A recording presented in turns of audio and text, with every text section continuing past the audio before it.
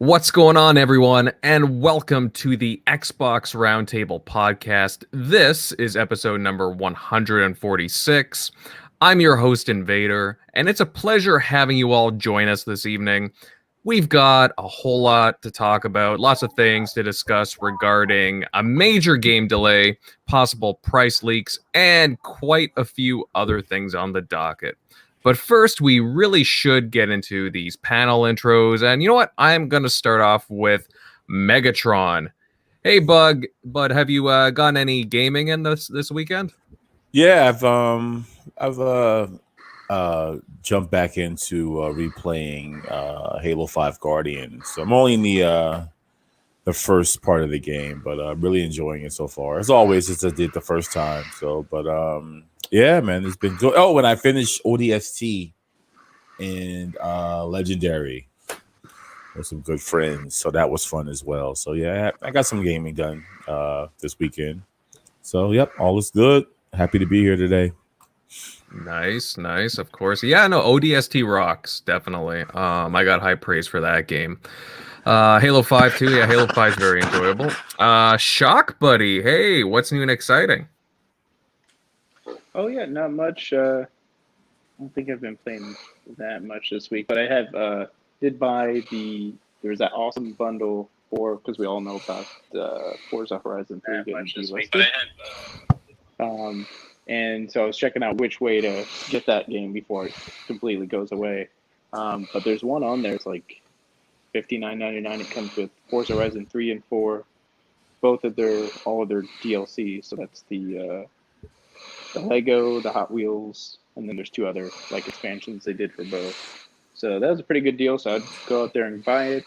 Snagged up Forza Horizon 2 digital. There's still digital codes available. Got that for $29. So now I got all of them.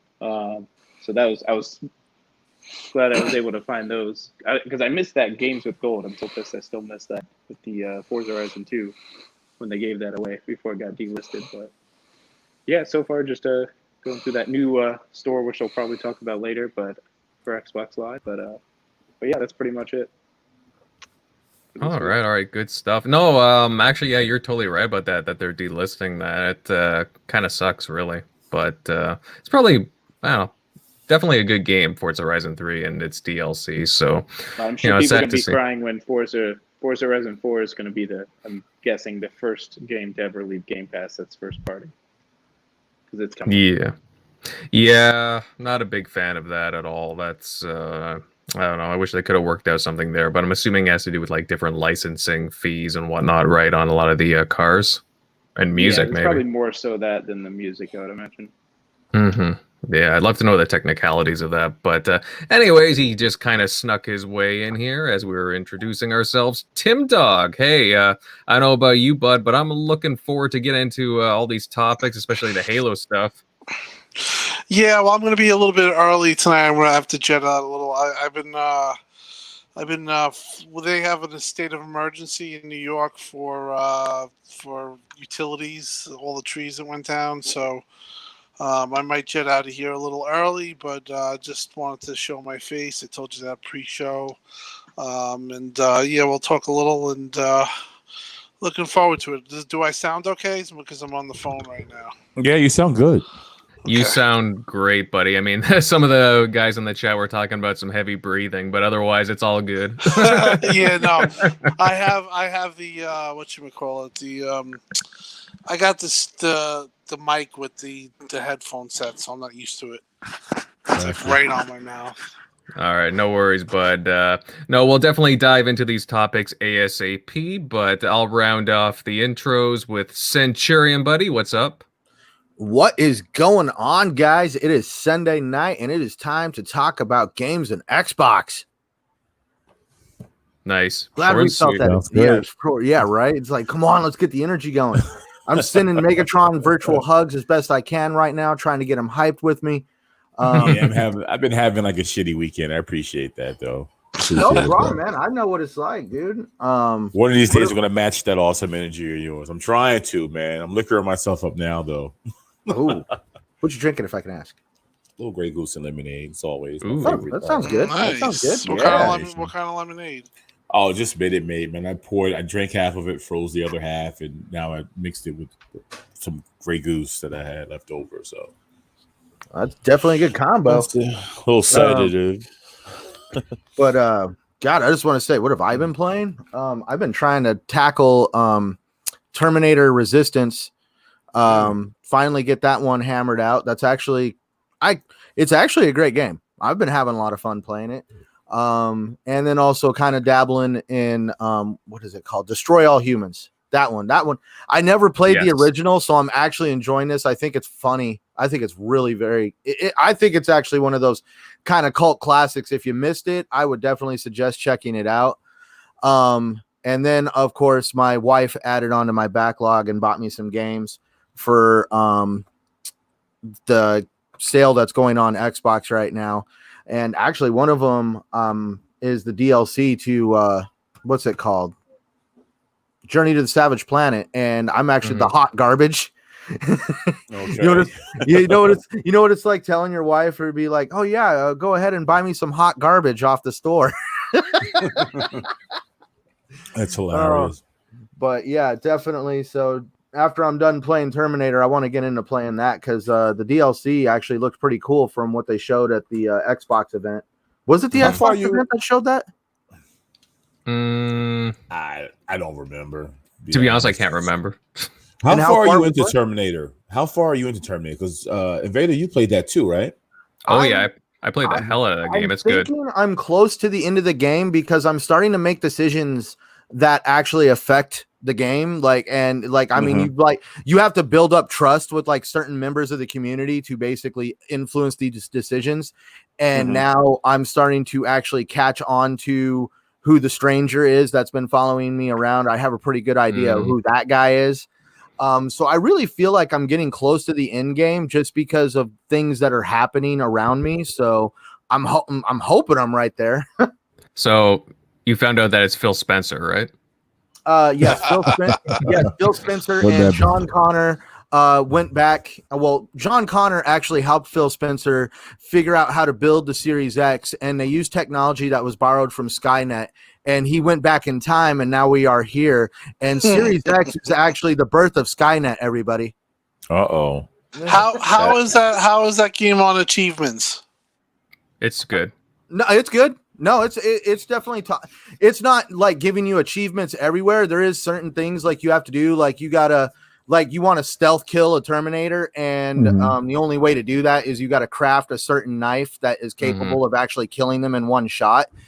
And you have to do stuff like that where you sneak up behind them and actually get them in one shot, and you'll get an achievement for that. But it's not like just doling them out to you everywhere. Like they do give you achievements for achieving certain things in the story, but you do have to actually do stuff in the game to actually get most of them. So I completed that game back in January, and it's probably the only game this gen. Okay, maybe there's a handful of them, but it's one of the ones that I can really remember that I 100%ed, and I didn't even really mean to. I was just like keeping an eye on, like keeping a track of like how like some missions were going and some, achievements and whatnot. And lo and behold, I got it. I got full 100G. So it's pretty good that way for keeping an eye on things.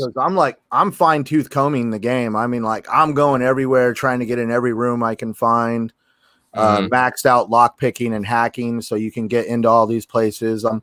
I do wish that the combat mechanic was a little bit more aggressive. Like, like with Halo, they react to you.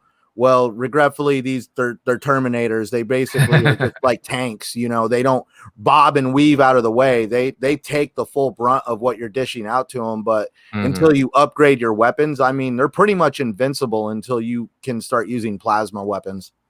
Yeah, those things are pretty cool too once you get into those, because you get like the chips, right, that you collect through the game, and then once you get the chips, it really changes like a lot of your tactics. And then they also kind of made it like a game to do the upgrades. Like you just can't put chips in the guns. You have to actually find chips that have a series that match up with each other and put them in the right series to use them. Right. No, exactly. No, there is a bit of strategy and skill there for sure, but definitely check out the game, guys, in the chat. It's a surprisingly fun and well-made game, so it's definitely not one of those. Definitely written by somebody who loved the Terminator 1 and 2 movies. And that's Yeah. what I heard. because That's they, what they tied it to the first two movies very heavily. Yeah. Yeah, No, I kind of definitely. went cheap on it and grabbed it on the sale, and forgot I had it till you mentioned it. It was one of those games. How much I did you heard. buy? I don't remember what it was. I mean, if the game was, I it think was we bought it at the maybe same time. It 15 was bucks off. Yeah, What was it? I What'd bought you it- pay? I paid like $20-25. Yeah, Probably well, what I would definitely sound like I want to buy it. Mm-hmm. I No, was a big guys, fan of the first two movies. I was a big fan of the first two movies. So yeah, If it was you something I like knew.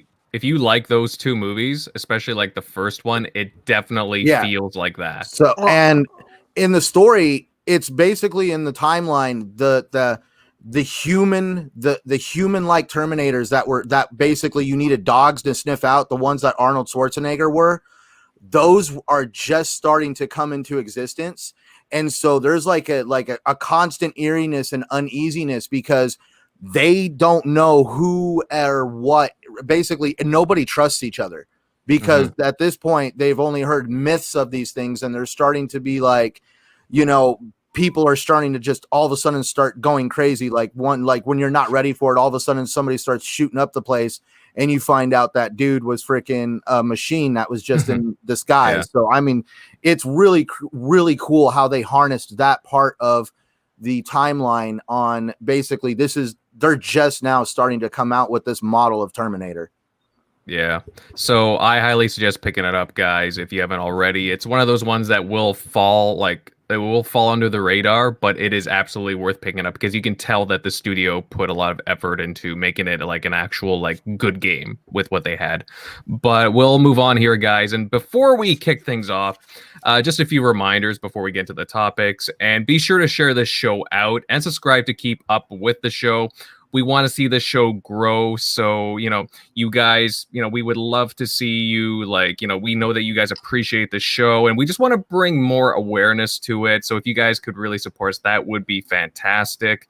We're definitely just a few subscribers away from channel milestone, and we would love to reach that ASAP. So thank you guys who are always with us for sticking with us. We appreciate you being here. Secondly, of course, I have to bring awareness to our awesome giveaway that we're currently giving away a limited edition Cyberpunk 2077 Xbox One controller. Go over to our Twitter and look at the pinned tweet on how to enter. It ends on the 24th. So, hey, guys, you still got some time to get in on that.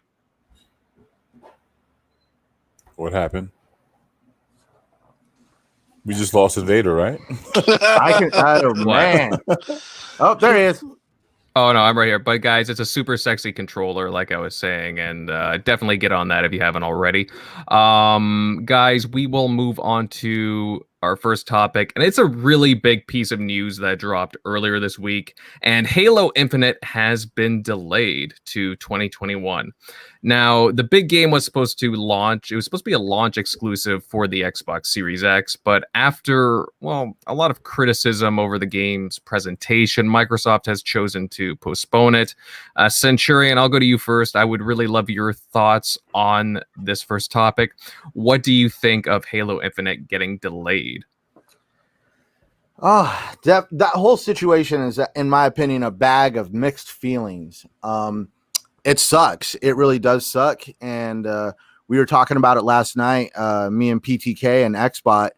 You'd have to be a fool to think that this is not going to affect the launch of the Series X. Regretfully, there is nothing wrong with the Series X. There is nothing wrong with the games that are going to come out around Series X. But for some reason, there is a lot of people holding on to the fact that Halo has been delayed, and it was delayed for good reasons. And get a much better product of a game. But there is definitely going to be the people out there that are going to hold out for the Series X or the Series S, whichever generation of console they wanted to get. But they wanted to definitely get Halo along with it. So there's going to be some people now holding off on it. But that's where I was at least wanting to give 343 and the executives over at Xbox the benefit of the doubt, and all the articles that were coming out stating that, it was a pre-build of the game that was months old. This isn't what you're going to get. We all know that 343 does amazing work when it comes to resolution and quality graphics. Just look at Halo 4 and Halo 5.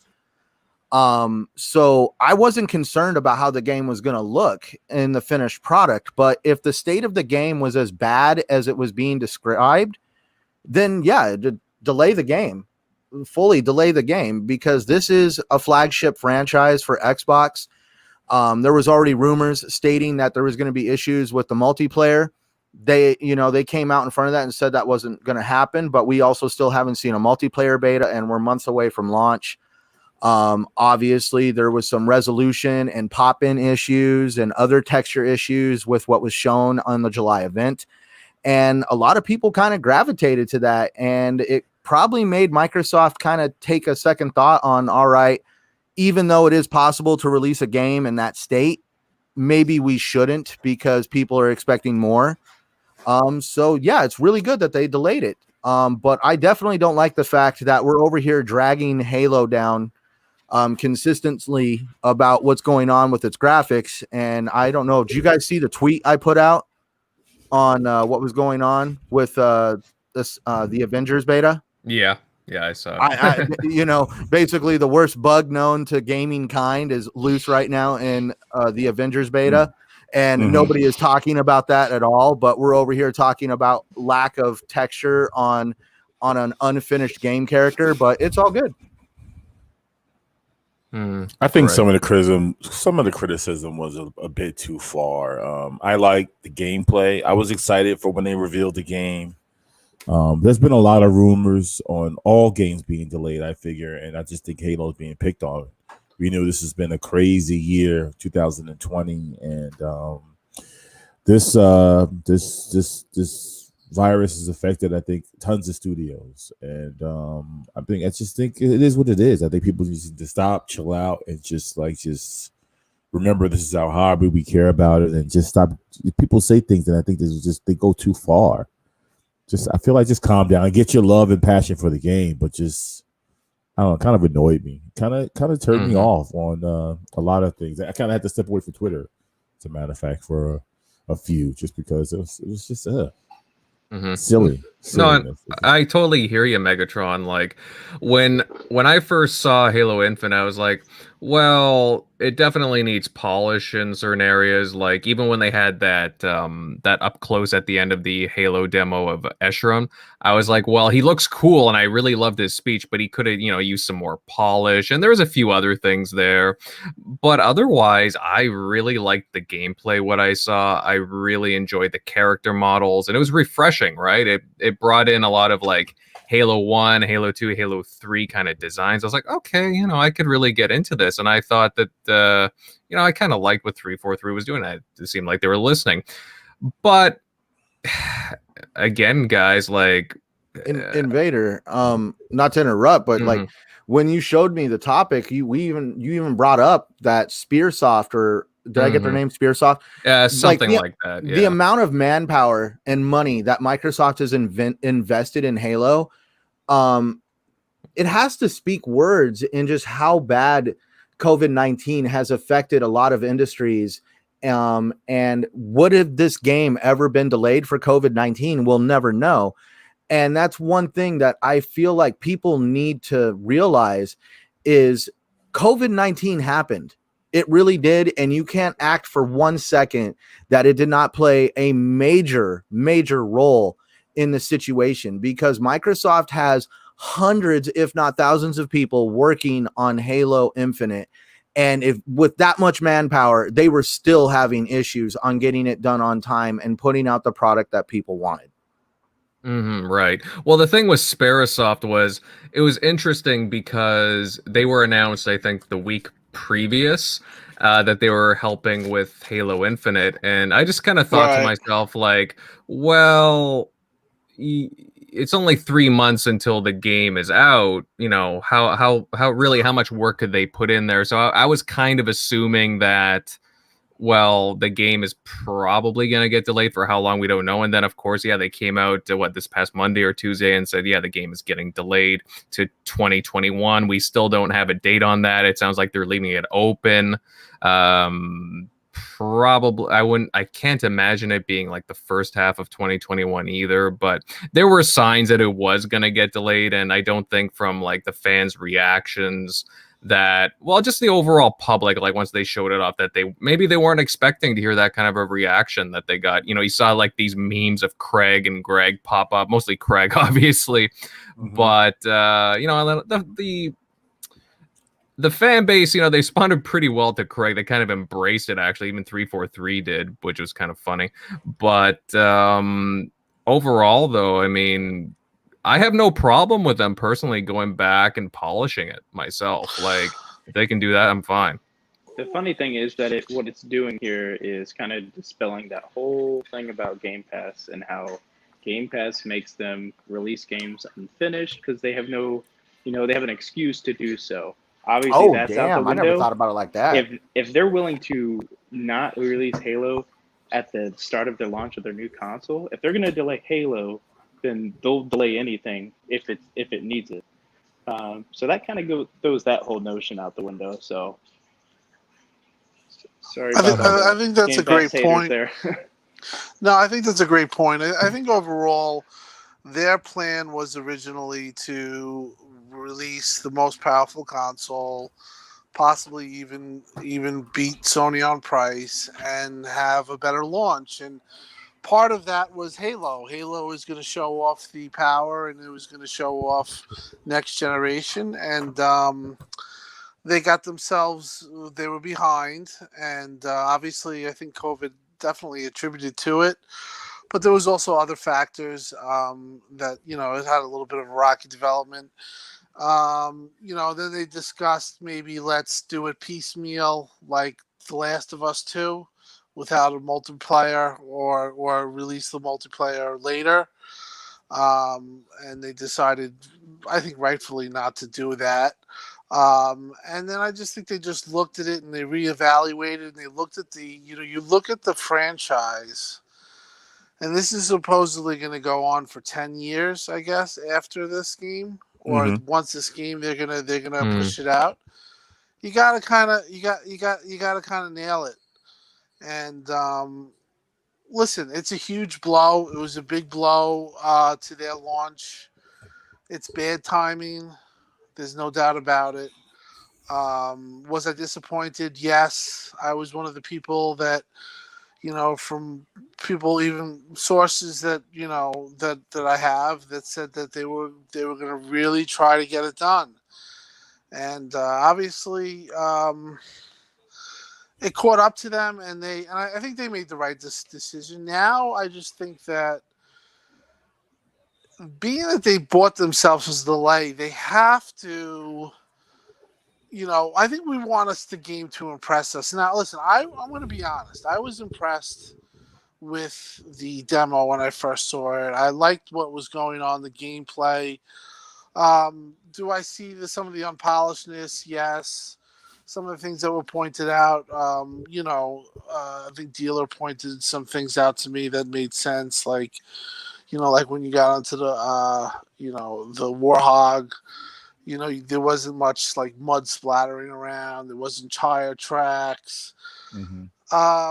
So I just think that they should just take this time and fully get the game to a point where it's fully released day one.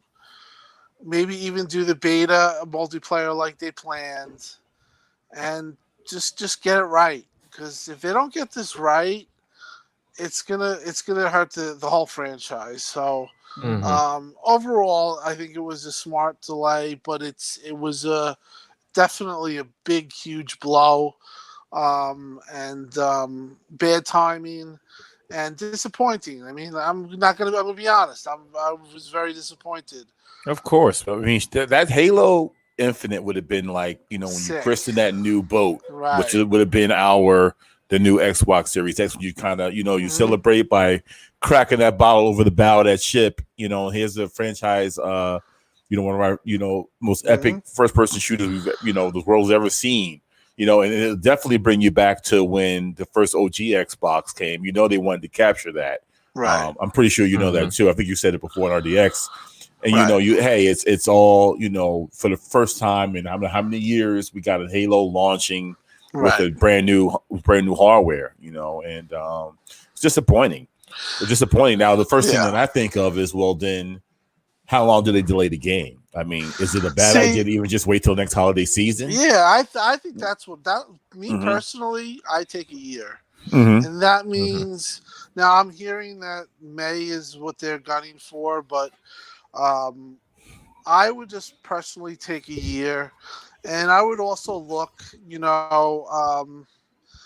if they're really having a problem with the Xbox One version and it's holding back or whatever, those things that are said, if it is indeed really hindering the next gen experience, I'm sorry. I think that they should just go ahead and, even though all the things that they've said, the franchise itself is more than, anything else. And if they have to cut the old generation off, it is what it is, in my opinion.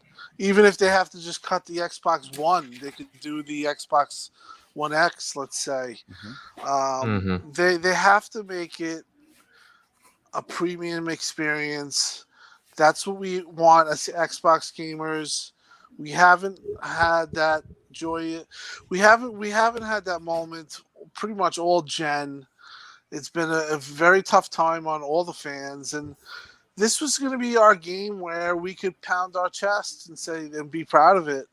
And they have to get it right. So for me, I have no problem waiting a year because the disappointment's already set in. Like Megatron said, when I envisioned getting Series X, I envisioned playing with Megatron and co-oping with our friends and playing this game day one, multiplayer, going crazy. And the fact of the matter is that's gone. That's taken away. The Xbox Series X is still going to be awesome, but it's definitely threw cold water on the launch in that aspect. So being that you're in the position that you're in, just get it right.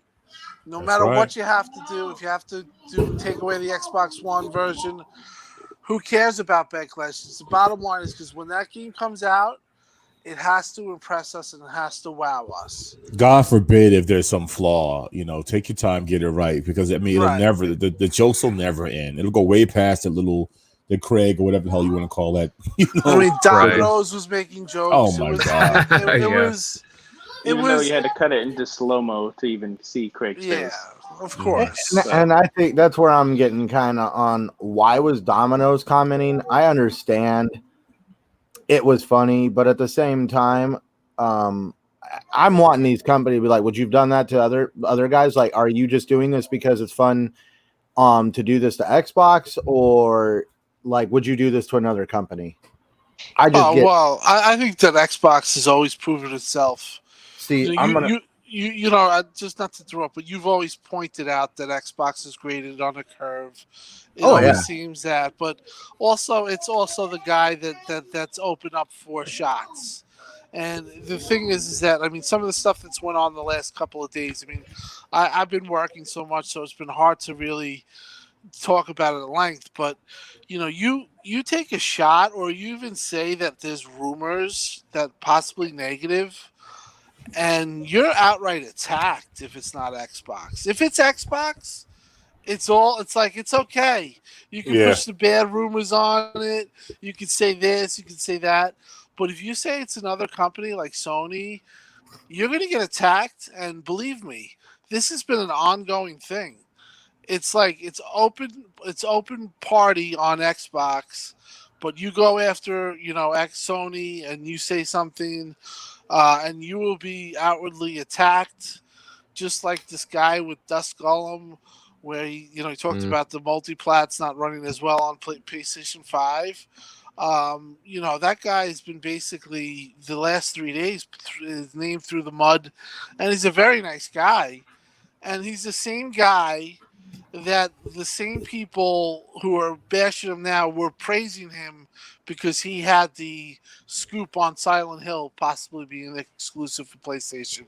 So I don't want to go off on a tangent, but the bottom line is that Centaurian, there is definitely, it's always okay to bash on Xbox, not so much See, the other guys. For me, it was the we won't mention his name, but he's a very popular writer over at Forbes. We all probably his name is ironically a 4-letter word. Paul.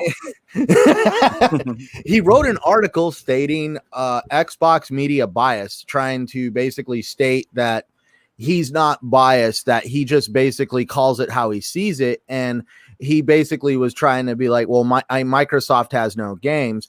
And well, I wish I could at least debate with him on his article. And I would be like, well, I was broke. I was broke in 2014 and I could afford one console.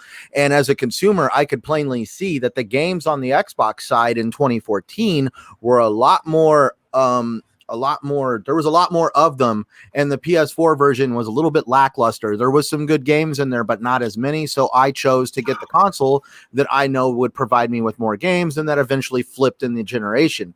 But in his article, he also stated, well, I went to and got the console where my friends were. And I'm like, well, that right there, that is the problem with the generation, is everybody is being influenced by their friends and they're not making decisions on their own. I plainly figured out that Xbox is the ecosystem for me, and I don't need to be validated on that. I don't need somebody to basically championing that with me, and I don't need to be tearing down the other console on top of it just to feel justified. Right. And you know what, too, guys? Oh, no, I was just going to say, guys, that honestly, like, even if it came out a year from now, let's say, Christmas 2021, I got no problem with that, because that kind of lines up with the Halo anniversary, personally, like the 20th anniversary, and they can do some cool stuff with that. Well, one of the things, too, and I've talked to Rand about this, good friend Rand,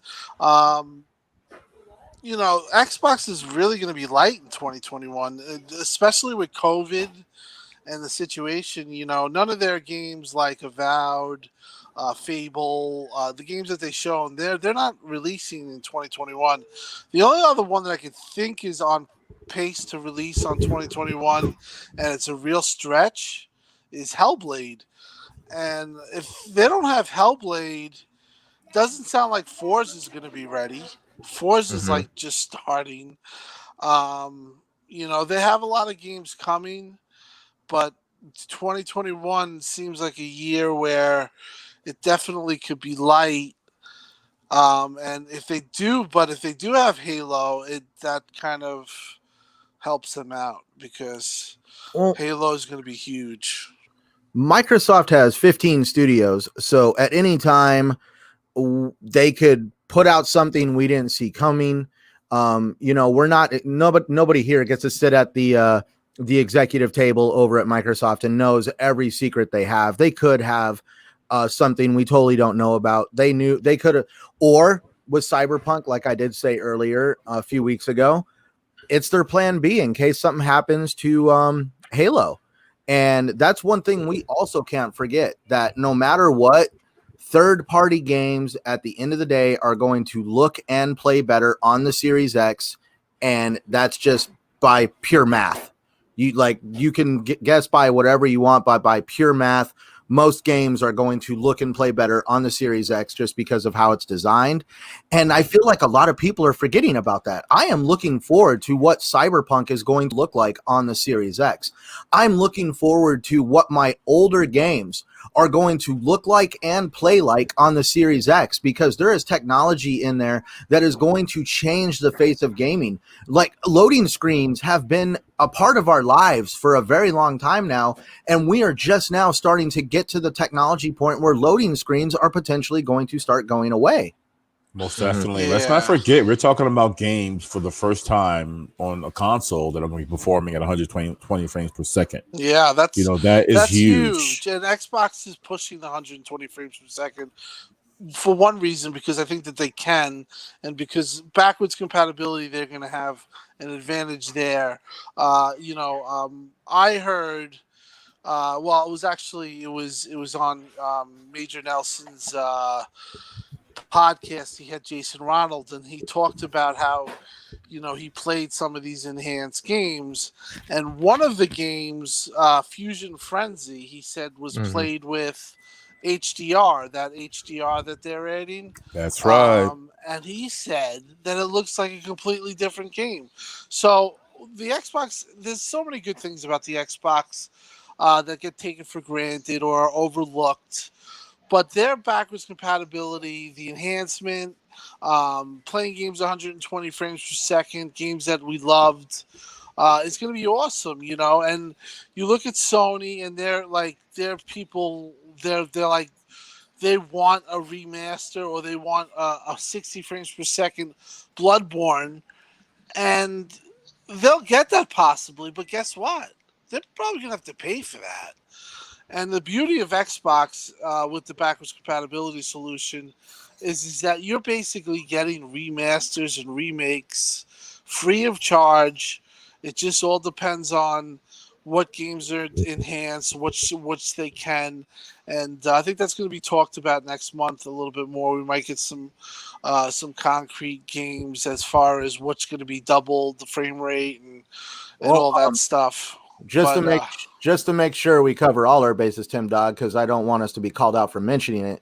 There is some publishers and game developers that aren't exactly fully embracing backwards compatibility without a paywall for next gen Control. And that's the subject later on tonight. But that's where I'm saying, obviously we are aware this isn't going to be 100% games across the board. Right.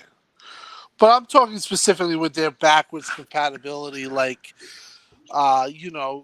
gonna see Gears with ray tracing, 120 frames per second. That's awesome stuff, and that shouldn't be overlooked. And I get sometimes the feeling like that stuff is it's expected, and it's oh yeah, that's really nice, but the value of it is really. It's high when you think about it, because that's going to be a big thing when we get our Xbox Series X's. We're going to be able to play the backwards compatibility games, some of these enhanced games like you're talking with Smart Delivery. It's going to be very interesting. So it's not a complete loss that Halo's going to be launching later. It's still going to be a lot of fun, and like you said, multi-plats will play best, and I think that'll prove itself out. Obviously, from a pure math standpoint, like you said, Centurion. Oh yeah, I think everybody when they get their Series X just needs to go home and plug in Grand Theft Auto 5. And when that thing boots up in seconds, you'll be like, okay, that's what I'm talking about right there. Yeah. Because, you could go make a sandwich waiting for Grand Theft Auto 5 to load. Now, let's not forget the load times in Destiny, because I do know someone personally that's already using the Xbox Series X, and they're loading into Destiny instantly. They're waiting on us they're downstairs, they're upstairs, they're doing this, they're doing that, and they're already in the game. They're already loaded in the game. Progress down the field. We're still loading into the game. Wow. So I'm looking forward to that, man. I could not wait. I missed all this because I'm freaking forced to work. Yes, Tim, you are missing out. By the way. You know what I'm talking. Yeah. I've been getting calls at 11:30. I'm like, no way, I'm going to sleep. If I was Phil Spencer, I would sit down with the guys over at Bungie, and I would have to have them create an emote that is exclusive to the Xbox ecosystem. But right now, starting with Xbox executives, and it has to be a little dance that they would do for the velocity architecture. Oh god, yeah. The velocity architecture dance, so that way you would just know which people are playing on a Series X. That would be something. Now, before we move on to some other news, just to cap off Halo, do you guys think it'd be cool if just to kind of pacify us a bit, because Halo got delayed, do you think it'd be cool if at launch for the Series X that they had the demo available for us to play of Halo Infinite that they would use for E3? I wouldn't do it because I think that it would be ripped apart. I think that they need the multiplayer beta, but yeah. I mean, go on. I was just gonna say I would do it, and I would give them a photo mode so that way everybody can stop and take pictures with Craig on the way. I personally wouldn't do it. I Mm. think that it needs time to, needs time to just not be talked about and kind of Mhm. cook itself, and cook up for, because the next time it's going to be shown, you and I and everyone in this podcast know that there's going to be there's going to be people looking to either find something wrong or, complain about something just because of how much fun they had bashing Craig and, all the stuff. So I think Xbox knows that when they show it again, it kind of has to be, something that you can't complain about, something that you say, oh shit. Right. Well, I mean, either way, it's going to be interesting when they reveal the next batch of Halo Infinite news. Again, obviously they got Spirasoft just starting to work on it. That's like the third additional studio helping out with Skybox Labs and 343. Lots of manpower involved there. Spirasoft did the Saints Row remastered that just came out recently, and it got a lot of good reviews. So they're competent. But yeah, go ahead, Megatron. Not that I feel like they need to. You think they're going to try to come up with another game though that replaces Halo because it's not going to be at launch? And you guys, maybe in the chat, possibility. Maybe we get surprised. I think it's impossible. Maybe if they got Cyberpunk in there for Game Pass. Yeah. That's about it. It's tough because it's such a short time span, and unless it had to do with like getting some kind of like early launch exclusivity into Game Pass or something, or they secured a timed exclusive like last minute, it's possible. But we already basically know a lot of the big games that are coming out already. So Well, I've heard that there's going to be some big announcements, or there's something being teased with Game Pass, whether that's for launch or if that's something that's going to be added. There's rumors of EA Access being added, which that's the rumor that I kind of want the most, because just from a pure financial standpoint, I get EA Access for a couple of reasons. I like the discounts because I buy Madden every year. I buy UFC every year when it comes out. But also I like the early access.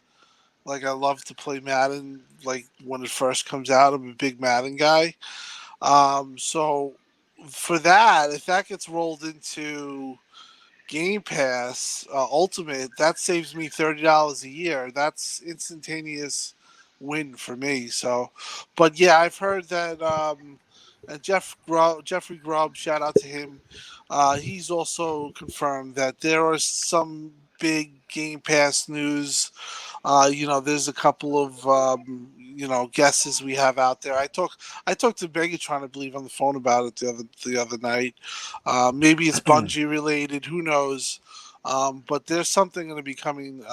Either going to be announced in the next 2 weeks, or the last week in August, or definitely next month. It's definitely coming though.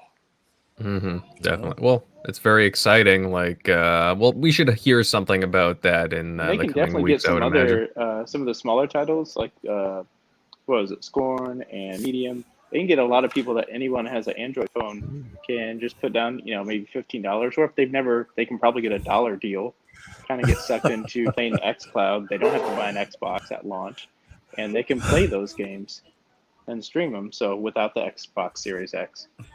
Shout out to Next Level Gaming. He said $399 Series X. Microsoft purchases CD Projekt Red with Cyberpunk in Game Pass. That would do it. See, if they were only selling consoles, if they did that, I would see them doing that. But since they're not, I think the $499 is probably what they're going to go with. And then, well, now the rumor is $599. So that's not going to happen. I don't see $599 happening, but. The only way then he wouldn't say we're not going to be beat on price, right? But I think that's why we have the cat and mouse going, because then why wait? Why wait? Yeah, I think Sony and they want. You're obviously going to get undercut anyway if you announce $599. Now, if Sony announces $599 for disc, and $549. And this is a different topic, but if they do that, I think that Microsoft might consider coming in at $549. We'll see, but I don't think the $599.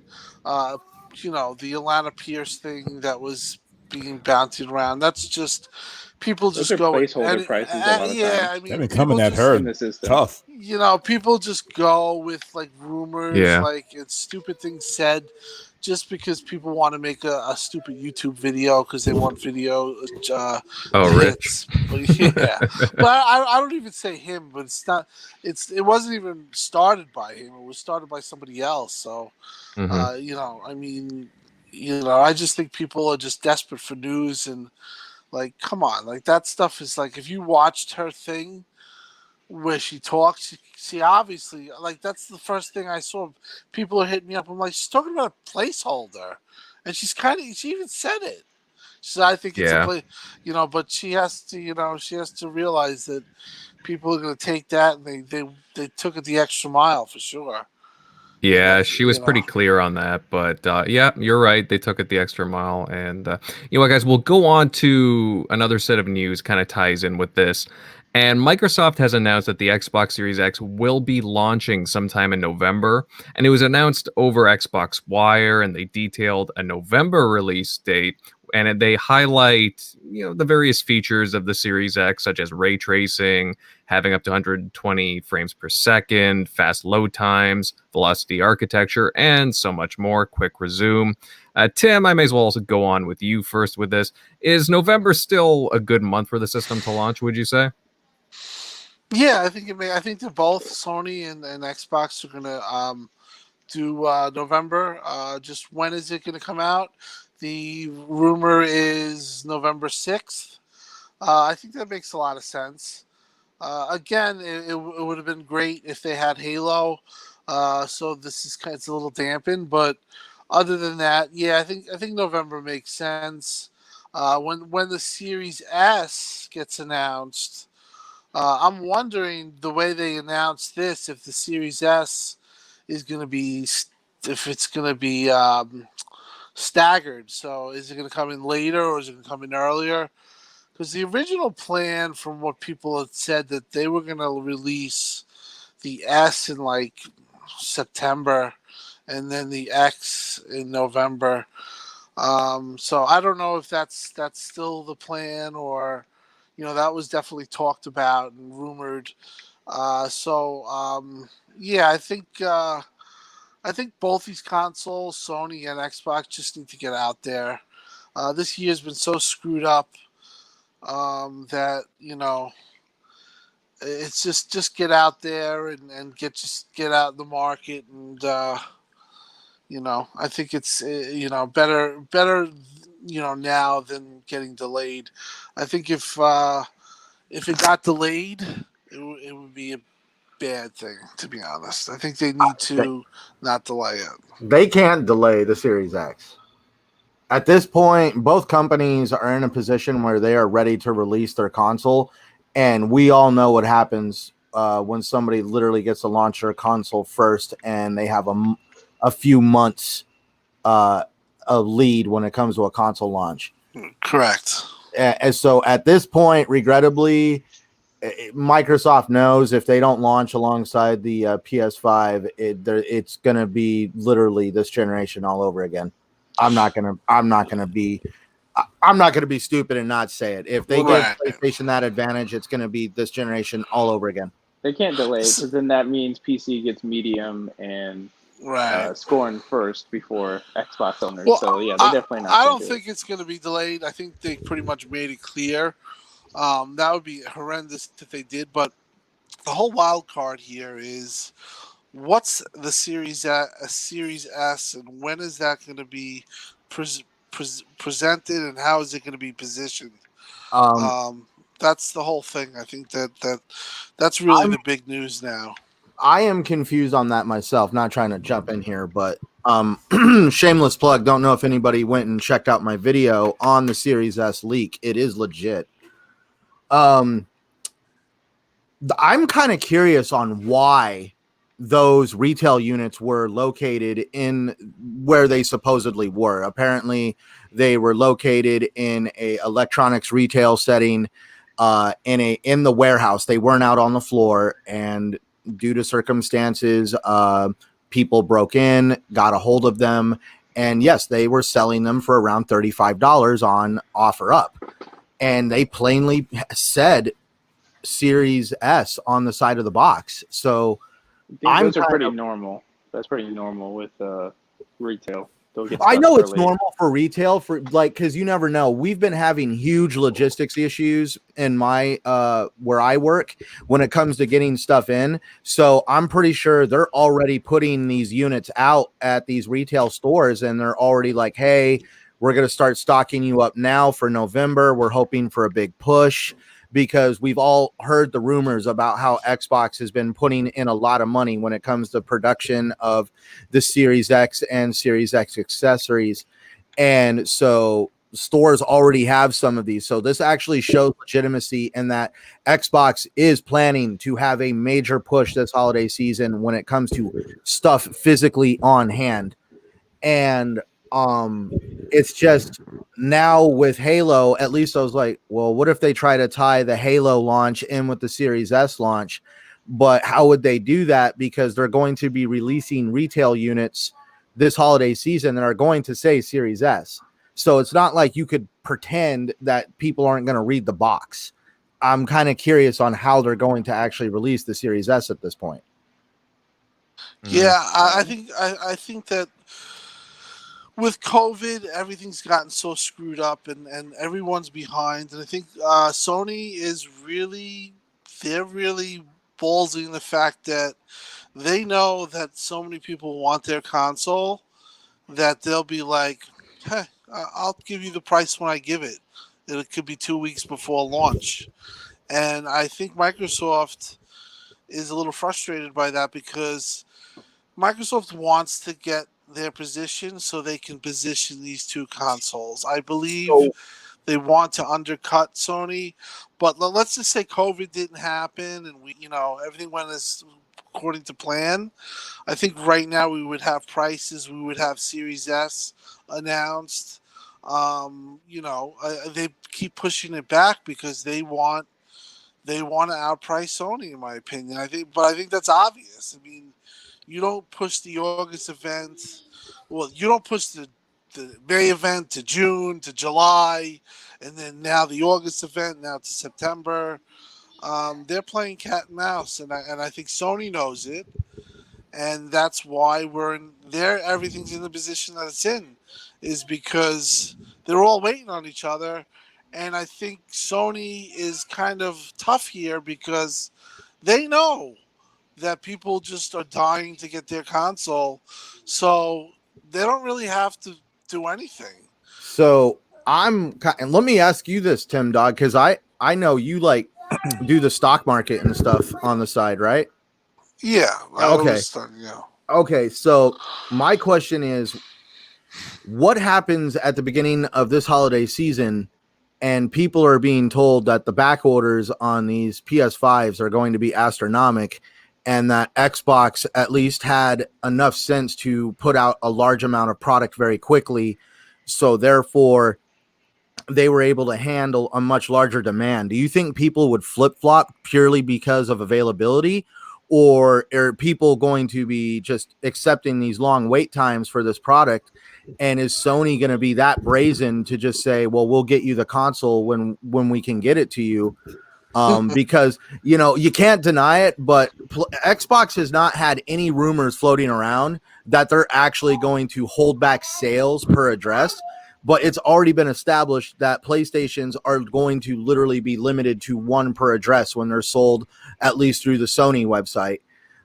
So that's where I'm kind of like already seeing hints of shortages on Sony's side. And that's where I'm curious on, is this going to affect people's decisions on, I'm going to buy what is available?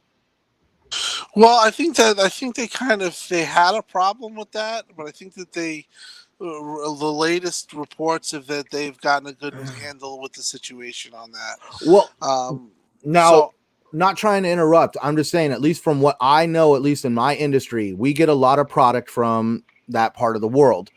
And these products literally are sometimes taking anywhere from 4 to 6 months to cross the ocean, be from the time of being accepted into the customs of the customs agency of that foreign country, to being loaded on a cargo carrier, to being brought into the States, and then they sit in customs for a certain amount of time. I have literally seen products that have sat in cargo containers from 4 to 6 months. Well, I mean, there is always a possibility that the consoles, especially in today's world, but I don't know if that's really the thing here. I do think that Sony is, I think you used the word brazen, but they just know that. I think they're really cocky that they can hold off on this price, and they could even have shortages, and they'll still withstand. I mean, I just think that they're in a position of power. And Microsoft at one point thought they had this planned out, but now it's to the point where, if they showed their card, they're going to be launching in November. Sony hasn't showed their card yet when they're launching, but then obviously the pricing is the whole thing.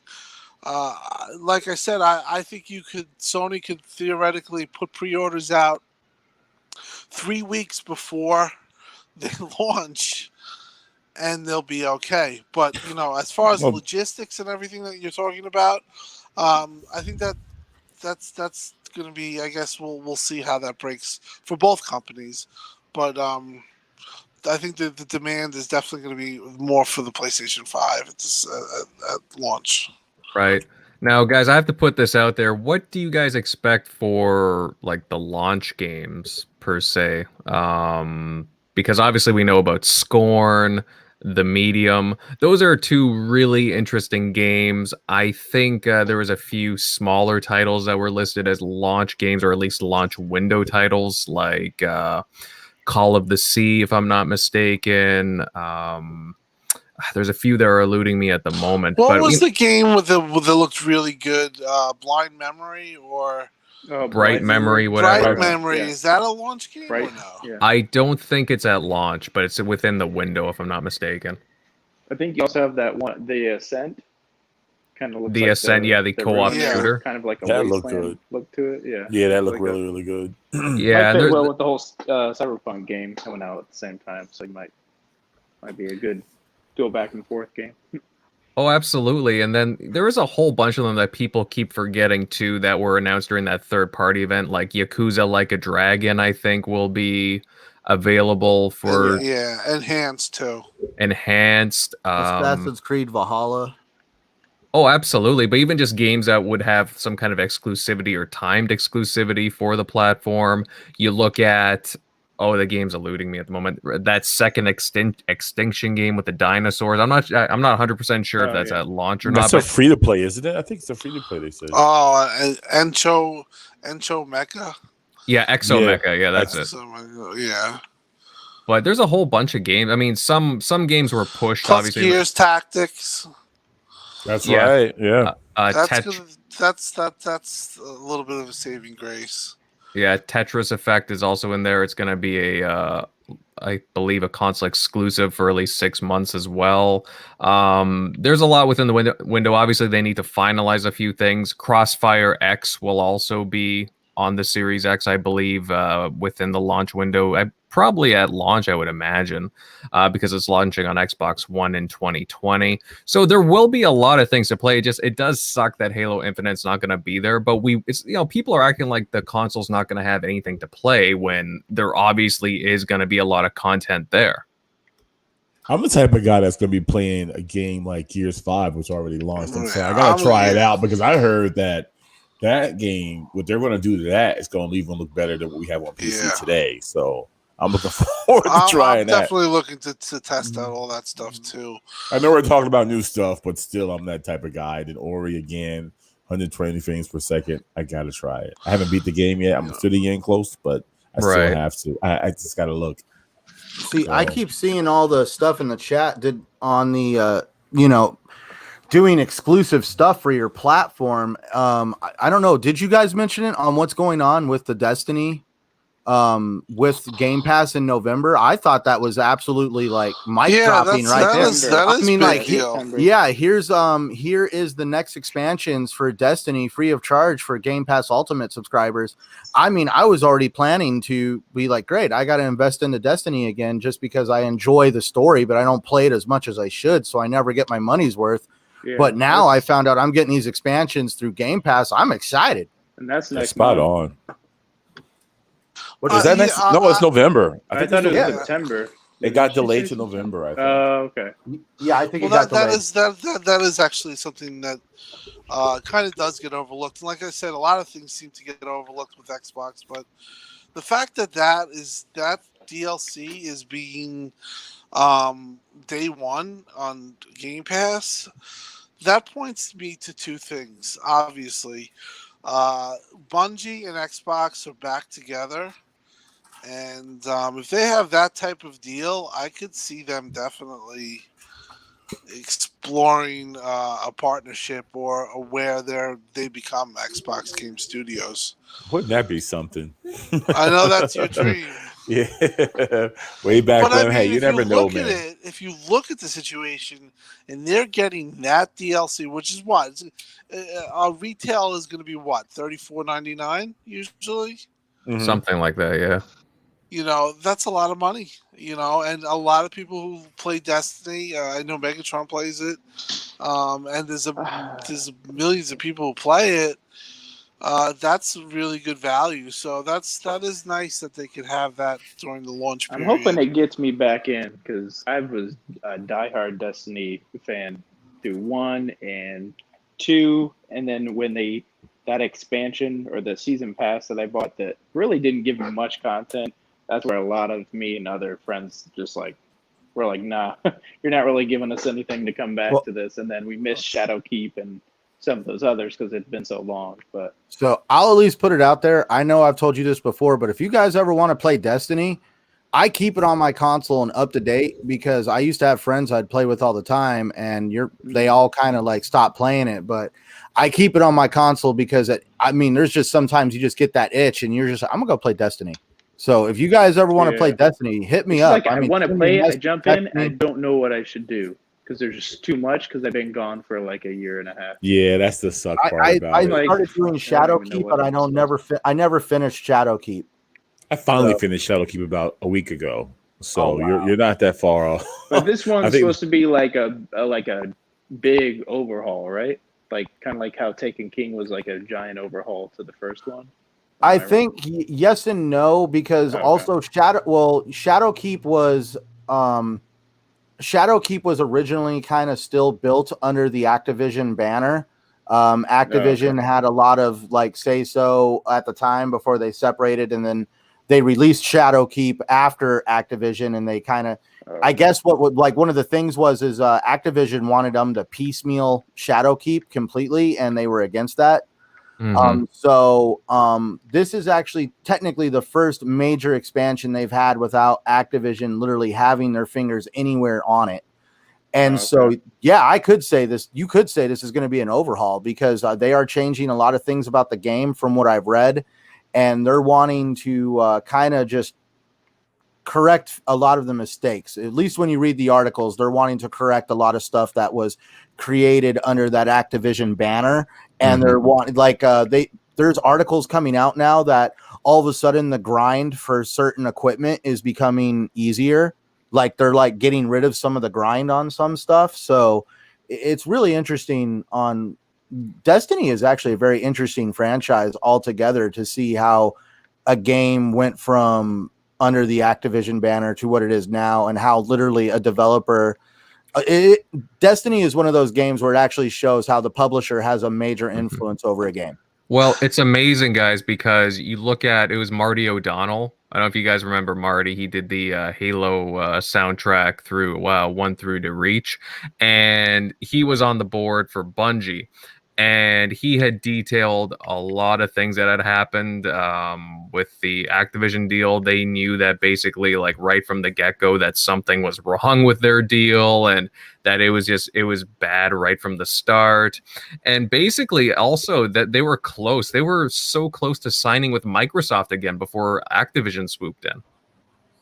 So just very revealing. Yeah, I think that the fact is that they've always kind of had, whether it was Microsoft or Activision, and I think that they've had their independence now. But I do think that they could definitely see, get back with Xbox, because the fact that I don't think Xbox will put pressure on them to make an exclusive Destiny.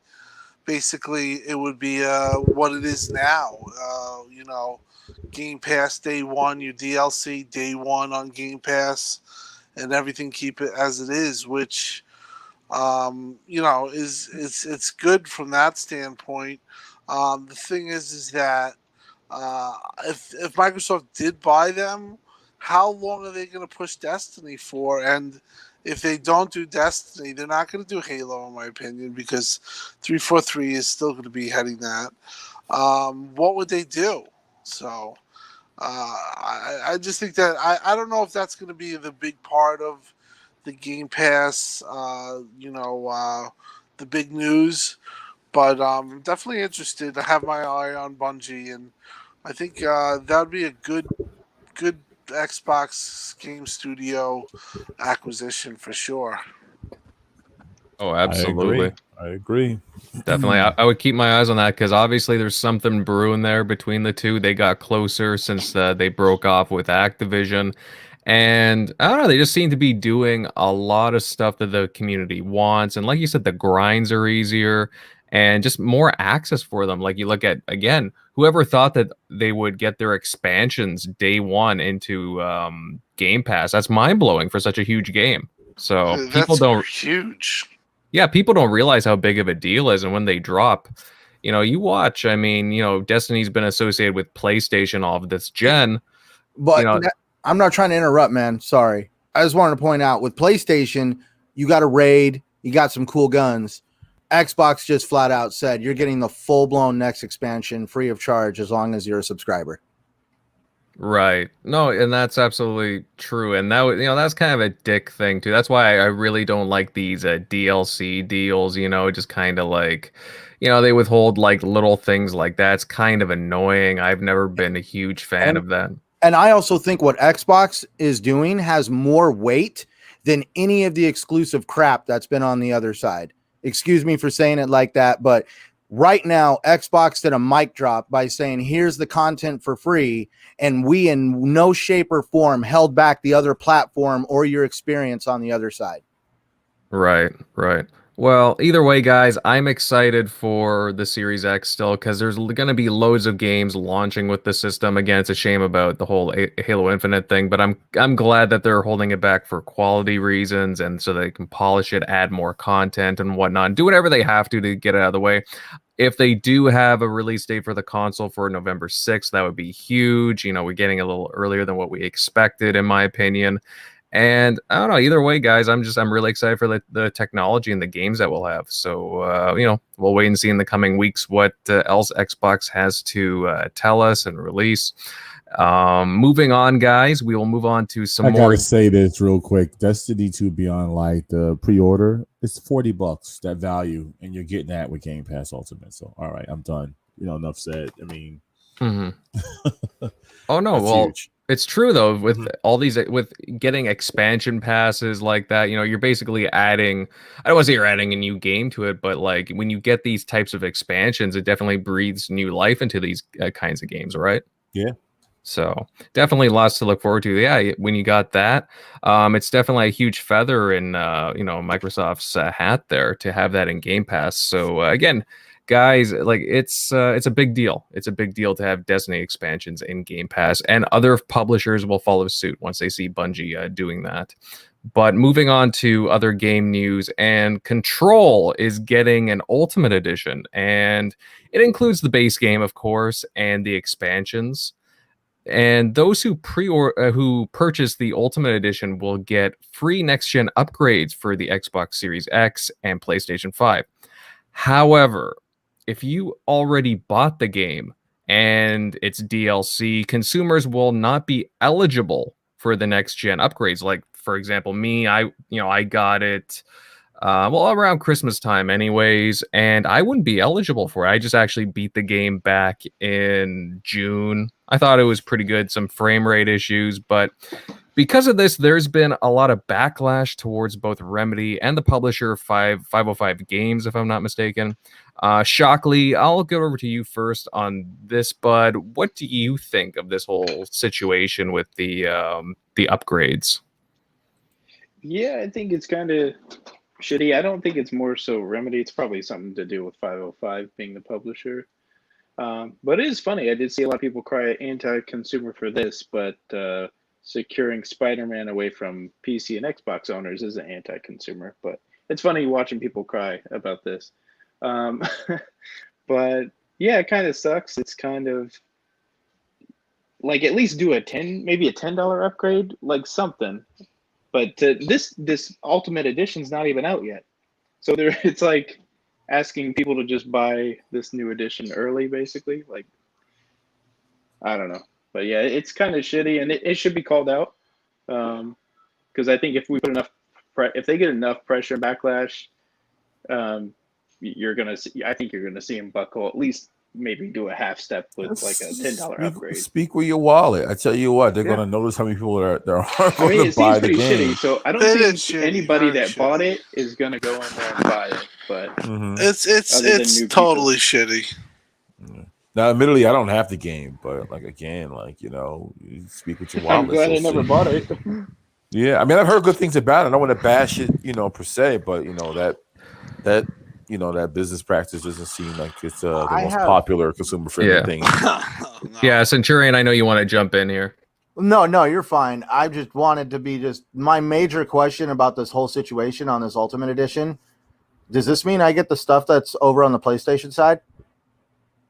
There's exclusive stuff on the PlayStation side. So and that's where a good question. And that's where honestly, as a consumer, whatever they want to think, if that's the case, then I'm just fine with the experience I got, because that's to me not ultimate. That's not giving me everything. That's giving me almost everything and charging me the same price as the person who got more. But I understand that's what exclusives do, but I know it was. The funny part is the exclusives were not good enough for me to want to buy it on PlayStation. So I'm just kind of curious if we are getting those as part of the Ultimate Edition. My only question. That's a good question. That's it. Probably not. Yeah, probably not. And this has definitely influenced my decision, though, on buying the season pass, because now I was going to buy the season pass because I wanted to do the Alan Wake DLC, but now with the gears turning in my head, probably by the time I get around to playing this game anyways, because I'm drowning in my backlog, it'll be holiday season, next gen, and it will probably be on sale for probably the cost of the season pass. And that's probably when I would pick it up, just to kind of see the upgrades and play the DLC. It's a fun game. Like, I enjoyed it, especially if you're into like really heavy narrative driven games. Oh, no, I bought it when it came out. I paid $60 for it. I bought it on day one. I mean, I love Remedy's work. The game was, let's just say it's not going to be everybody's cup of tea, but I enjoyed it. I actually went and 100%ed the game as much as I could. And I literally did every mission. I ran out of things to do and I quit playing it, and that was that. Yeah, and like I'm looking forward to the Alan Wake DLC that for the expansion that's coming out soon. But when you announce something like this, it doesn't look very good from a consumer perspective, especially when you got Xbox touting like the whole velocity architecture going on and for the free upgrades, and then you got a publisher doing this, holding back the upgrades. It doesn't look very good at all. No, to me, and I'm going to be getting out of here because, like I said, I have a lot of work to do. I just think that when you do something that is given to PC because of its open architecture for free. You're holding back better graphics behind Ultimate Paywall, where in Xbox's case the work is pretty much done for you, or it's just not a big deal to do it. That's just shitty practice. That's bad way of going about it. And frankly, like I think Megatron said, just rule by a wallet. And it's a game that, like, if they had offered the upgrade, this is the flip side. They said they did the upgrade for PlayStation 5 and Xbox free of charge. That would make me look at the Ultimate Edition more than what they're doing now. Now it's to the point where, and I'm a Remedy fan, and I've been playing Control. I'm almost finished. It turns me off. I just think that practice, what they're doing and what 2K is trying to do, it's just shitty. And really, I hope fans, and I think they are, just speak up about that, because there's no reason for that, really. A game that you already bought and you're buying a console to play that game and it can be supported in its best light, is being charged for, is just stupid and wrong. So that's my take on it. I'll be here next week. Hopefully we won't be forced again, but we shall see. But it's been a pleasure tonight. Yep. Of course, Tim. All right. Have a good night, Tim. Yep. Later, Tim. Now, to keep the conversation going, is Remedy doing this because they don't have money, or like, what are the motives? Well, it probably has to do more with the publisher, 505 Games, I would imagine, because I can't see Remedy blocking something like this, to be honest with you. I don't know. I just don't see them being that shitty of a developer. I really like Remedy personally. But yeah, to me, it's a publisher thing. It's like worse than what EA is doing. Yeah, no, absolutely. You make a good point there, Shock. And I remember when this game launched, and maybe Centurion, you can back me up on this. I mentioned the frame rates, and I remember when this game launched, initially there was some technical difficulties for both console players and PC players. Like the frame rates were really off at times. And so players had a hard time right off the bat with the game. I know that they addressed it, but I think it was like a few weeks later. And then there was also numerous bugs, including one that would not allow you to see the map. And when the building has been designed inherently to feel like a maze and you don't have access to the map, you can get infuriated very quick. Right.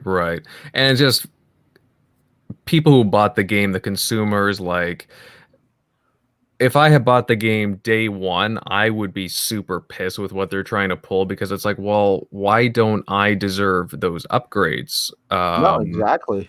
Right? I mean, I don't even need to be for day one. Control was one of the first games, Control is one of the games I could think of, at least off the top of my head, of where there was a deluxe version of the game, and I actually chose the base version of the game. Right. And that's where I'm just like, and for me, it was because I enjoy the product that Remedy puts out, but I didn't like the fact that there was content that I wasn't getting the full package. So to me, I was just going to buy the base version of the game. I guess I did speak with my wallet. I was still willing to buy it day one, but I wasn't willing to invest into any of the larger versions of the game. And now obviously you kind of feel justified in thinking that. Mm-hmm. Yeah, it's just a really crappy thing to do to consumers personally, trying to, nickel and dime them for next gen upgrades. And when you look at what Xbox is doing with the smart delivery and the velocity architecture, and not even that too, even PlayStation has like their own kind of little programs going for that too, for upgrades. It makes these publishers just look really bad in the public eye, in my opinion. But I don't know, guys. That's just me. I really hope that they do address this, though. We'll find out what Sony's going to do, though. Is that rumor, that Snap article, someone snapped a pic, I think it was Game Informer, about the Miles Morales bundle, or Miles Morales being a bundle with the 2018 Spider-Man game. So it makes me think that there's going to be a Miles Morales without the 2018 Spider-Man, maybe for less, like $40, kind of like Lost Legacy was, Uncharted. And then there might be a $60 version with Spider-Man 2018 that people didn't play at that time. Unless they want to charge you for the, unless they want to charge you. They're going to charge you $20 more for that extra content there for that bundle, then they're going to charge you separately. So will they do smart delivery? Back or cross buy, whatever you call it. Well, that'd be pretty crappy if they pulled that move. Like, I don't They've think been silent. Everybody says, well, Sony said it's up to the developer. Yeah, but what about themselves? They've said zip about that. Yeah, it's true. I haven't heard anything on that front. Tell me Last of Us 2 ain't going to have a PS$5? Yeah, I'll put money on that. Whoever wants to take me up on it. Well, the thing with the Miles Morales story content, because they talk about it being like a full story game, right? A full-length game. But at the same time, I look at it as like a Lost Legacy kind of thing. They said it, Lost Legacy. They compared it to Lost Legacy. Right. Which isn't a bad thing per se. Yeah, the best way I've been able to describe that Miles Morales is that game is being turned into something it was never meant to be.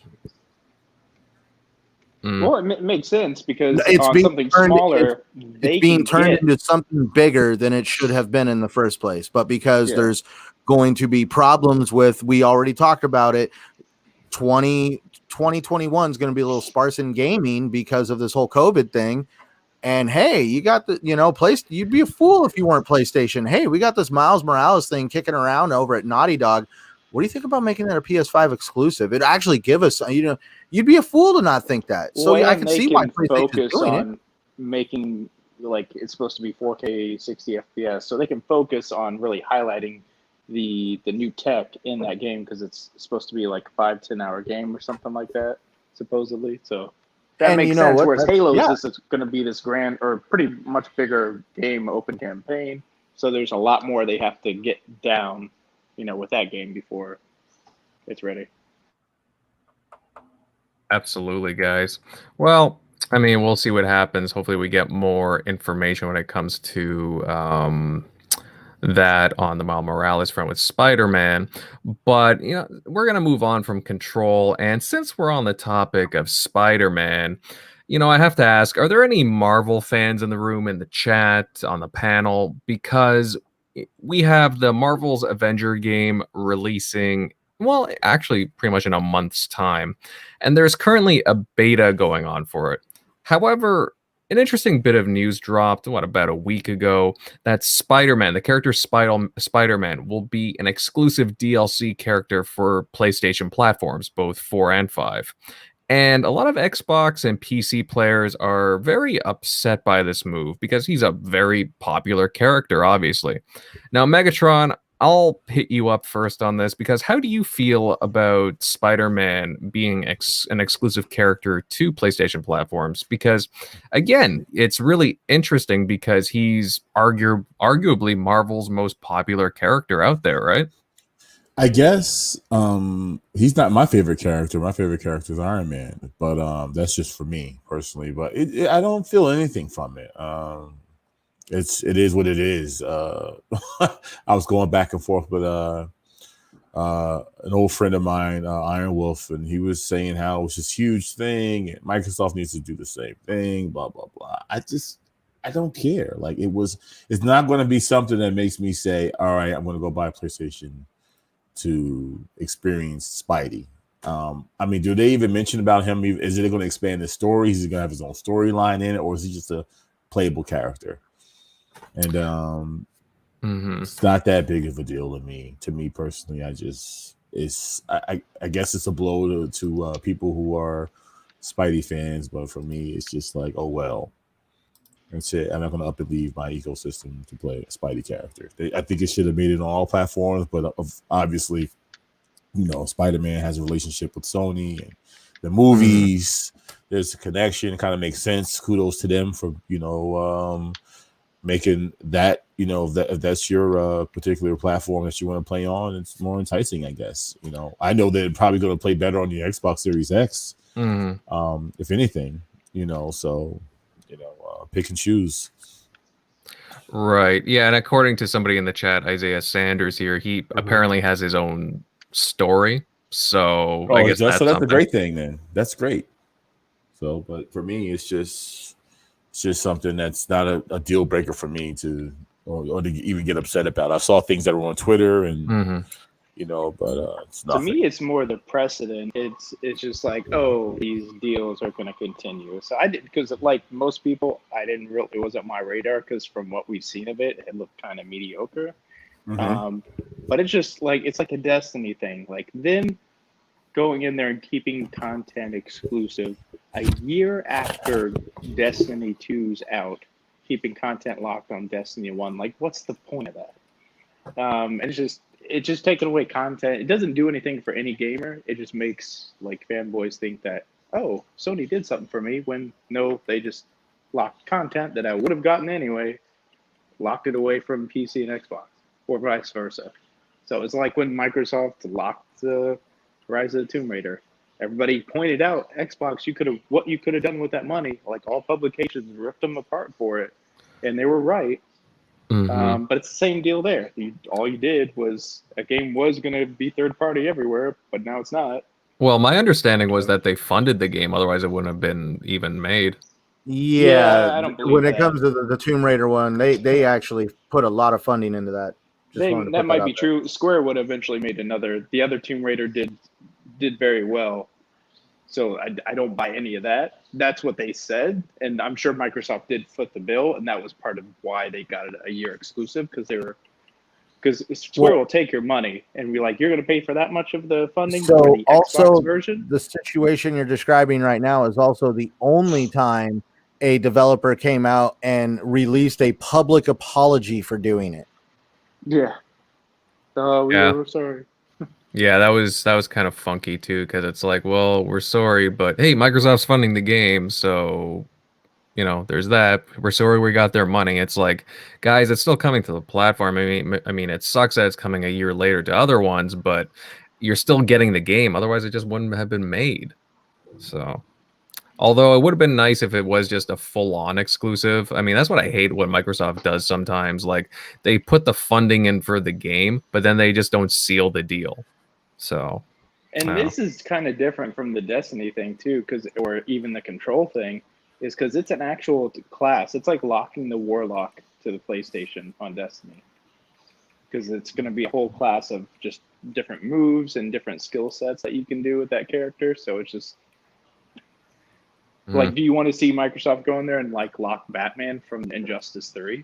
Like, imagine how dumb that is. That's basically. I mean, he's not the main character at the start of the game, but he's still like the biggest character in all of Marvel, pretty much. So right. And you know what? I gotta say this too. I said this on Weapon Wheel last week, because I'm of two minds of this. Because first of all, from a consumer standpoint, I really do hate this, because it is locking out a huge character. I mean, Spider-Man's. Well, he's probably the most popular Marvel character out there. I mean, well, he's up there in any case, right, amongst the big characters. And locking him to just one console, one platform really, really sucks. It kind of forces consumers in a bind there. However, I mean, I got to give props to Sony, because in a way, it's a smart business decision for them to secure that character, considering that they have the Miles Morales game, Spider-Man, coming out with the launch of the PlayStation 5 in a couple of months. So securing that character and a pretty significant title that's coming out soon, strategically it makes sense for them. But I mean, I don't know how you guys feel about that, but I mean, it's just,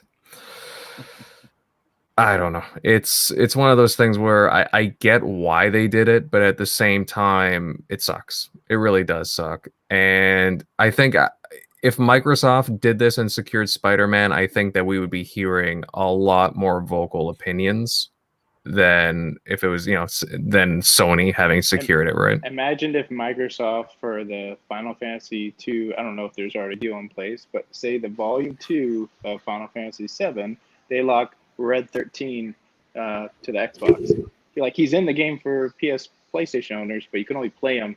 He's only playable on the Xbox. Imagine how all of them would be crying that, or saying, well, it's just business. Okay, if they were to do that, you would be all in tears. All of those biggest like Final Fantasy fanboys over there, they'd be crying about that. I'm just saying, they say they like, this is just business, but I'm like, you would not be saying that if that would happen. And I don't want that to happen, because then it's just going to go back and forth. And it's just stupid, because then I have to I can't just pick where I want to play it. I have to be like, okay, well, all my friends over here, do I just miss out on Spider-Man, or do I play them on where my more of my friends are? It's just stupid. Right. And I'll be honest, the game Marvel Avengers, it looks okay. A few of the characters look all right. The gameplay, again, the game just looks okay. I don't think it's gonna be great, in my opinion. I'll be curious to see what kind of legs this game has in the next couple of months. It comes out in September. But I don't know, I've seen a lot of concerns over, I don't know, for what like on PlayStation, the frame rate and a few other things. Obviously, just a beta, but I've just heard a lot of mixed opinions on the game itself. So, I mean, whether they have the exclusivity on the character or not, I mean, this game might not end up being that big in the long run. So maybe we're just making this out to be larger than how it actually is. Making a mountain out of a molehill. That's what I've been saying all along. And right, I've been right there with you. I was on Weapon Wheel, and I didn't shed a tear as soon as I saw that this news came out. I was just like, oh, well, I guess I could say I saw that coming. Sony really kind of hit a home run with being able to kind of lock down the Spider-Man character in the way that they have. So that, again, could have seen it coming. This whole situation sucks, but it also is no big deal to me because I'm with her on Megatron. I am totally an Iron Man fan. And no, I was not compelled to buy Iron Man VR. To me, that is not the Iron Man experience that I want. Now, if you combine the Anthem mechanic to an Iron Man game, give me a call. That would be cool. Yeah. right. That would be something. Yeah. Now, just to kind of close this one off, guys, is this something that you would like to see? Since Sony's doing it again, I'm not saying that I would want it per se, because I just kind of want all the DLC to be available to everybody. But since Sony's doing this, would you like to see Xbox get a character like a Wolverine or I don't know, just somebody else, Ant-Man, for example, the Wasp, like another Avenger, Black Panther, for example? Do you think that'd be cool, or do you just not care in the end? I think it'd be cool, but I would not care. Yeah, if it's a character that appeals to me that I like, yeah, I mean, it'd be cool. You said Wolverine, one of my favorites, Iron Man, and Hulk. Those are my top three. But hey, and Superman too as well. But other than that, man, it's like, hey, it's either in the game, it's out of the game. Maybe future DLC. But it's whatever. It's I could see why everybody's up in arms, because we're not talking about a character that gaming created. Maybe it would hold up in Shockley's area on, the whole Final Fantasy, because it was created in the gaming realm. But we're talking about something that started in comic books that bled over into movies that is now also establishing itself in games. And so it's definitely, oh my gosh, freaking, I totally lost track on that one. Keep going. I'm bad. Johnny, it's fine. No, fine. I just wanted to just say that, this whole situation, I can see why people are up in arms just because of how the character was established. This isn't some video game character like Master Chief or Kratos or Mario. This is Spider-Man, somebody who has been a entertainment icon, and now all of a sudden he's being treated as a first-party creation. Yeah, like it would have been cool if like they had done something where they had a PlayStation exclusive character in there. Let's say, I don't know, Nathan Drake or Kratos or something. Just something fun like that. I'd be like, oh, okay, that's something I could really get along with. That's something extra for PlayStation fans. But when you're holding a really popular character back from a large gaming base, other gaming bases, it just sucks. It sucks for everybody. But you know what, guys? I think we're about done for this topic. We'll move right on to our final topic of the evening. And recently, Microsoft unveiled the redesign to the Xbox storefront, and it's already rolled out to, well, a bunch of different Xbox insiders to test it out. I haven't gotten it yet. I know a couple of people on the panel have. But Microsoft calls it's supposed to be much faster, safer, and easier to use. Guys, I'll just put this out in the open to anybody that wants to jump in on this topic. Do you think that the new store design looks better and easier to navigate? I haven't even looked at it yet, to be honest. To be honest, I heard great things about it though, so that's about all I got, man. Have you guys tried it yet, or anyone? I just got it. Luckily, I've been waiting because I keep seeing Rand and others post it, and I know I'm in the alpha skip ahead. I'm like, where is this thing now? But the store updated, and it's really cool. It's just so much quicker, especially when you click on like the store icon. You get loaded in there within. It feels like it's the SSD. It takes like a second and a half, maybe less than that. And then when you press the what do you call it, the select button, so the one on the left, it kind of pulls up a sidebar where you can just select categories by games, movies, and then you can select, do I want to see top paid game specials? And now, best of all, is the backwards compatible games like 360 and Xbox One. Those prices show up. You don't have to load up that long ass like 5-10 second load screen to see what price each 360 game is. It actually says it up front. Plays a little trailer of the game while you're just like kind of scrolling over the tiles, or if it doesn't have one, it'll just be kind of like a picture, screenshots. But yeah, it's definitely, and especially once they get the SSD with this is going to be blazing fast. It already is. It already feels like almost like I upgraded from a hard drive to a SSD. Just how much faster it is. So to me, from going through the PS4 store or PSN store recently, this is definitely one up on it for sure, especially how long that one takes to load. So yeah, I'm hopefully the only bad thing I found here is if you want to look for backwards compatible games, like if you want to just look for a section of like backwards compatible games like you can on the store right now, there is not an ability to do that. There's not a way to there is filters, but I haven't found a filter that just let me look at 360 games like you can right now. That's not there. So I imagine that'll be, by the time it gets rolled out to everyone, they'll eventually tweak that. But we're relying on you to give your input. I'm gonna take your word for it because, like I said, I haven't seen it. So that's the only negative I got to say about it. Yeah, make sure you let them know, though. I mean, that sounds like something that's important. So let them know. Let them know. I mean, you can just search it, but yeah, that was like, oh, let me see, because now that I can see all the prices on 360 games, this will be a lot funner to kind of scroll through. But I'm like, oh, you can't. There's not a way. Yeah, we were talking. Find them like that. We were talking during the pre-show, Shockley, that that's a real pain in the butt, right? When you're looking at, like, for example, they have a huge Ultimate Game sale going on right now, and there's a whole bunch of 360 games, and it's like you don't actually get to see the price of the game. You have to go to the game, and it makes you not even want to try to look at them. Yeah, exactly, because it's like, well, wait a minute. Xbox 360 prices have been showing up for me. I thought it was crazy. I thought I was nuts. The store looks completely different. Did you notice that? No, I don't have I'm not part of any program. As soon as I heard it could brick a console, I'm like, yeah, I'm good on that one.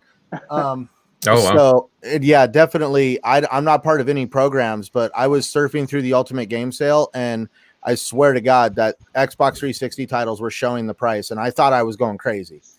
Oh, okay. Huh. So Okay, I don't well, know if that's something they that- just started store wide. Yeah, because that's the weird thing about it is because I didn't have to do an update to get this because I had just like gone out of the store, and when I went back into it, it was changed.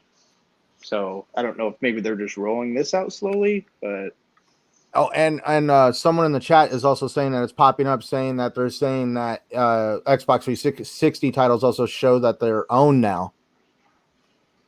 yeah, it'll say that they're owned without having to go to that screen Yeah, if you own them. But man, yeah, it looks way better. So people like getting negative about like, oh, the UI is gonna stay the same. I'm like, yeah, but they're always updating it. Like there hasn't Well, really been any change. The PSN store is the same PSN store pretty much since 2013. So I don't think there's any worry that they'll be doing some updating to the UI Especially when overall. especially when you try this one out, it's a completely. This feels like, oh, is this an Xbox Series X store? Like you would think this is a new console store. so we also have a share button now on these new controllers.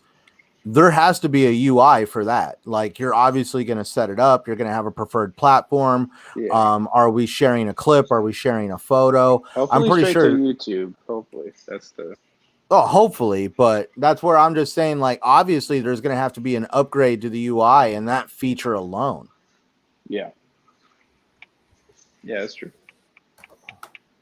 Yeah. And the To me- redeem, the redeem is right there. So thank God that I usually do it with my phone now anyway. But if you do have to redeem a code, although those are supposed to be going away anyway, pretty much.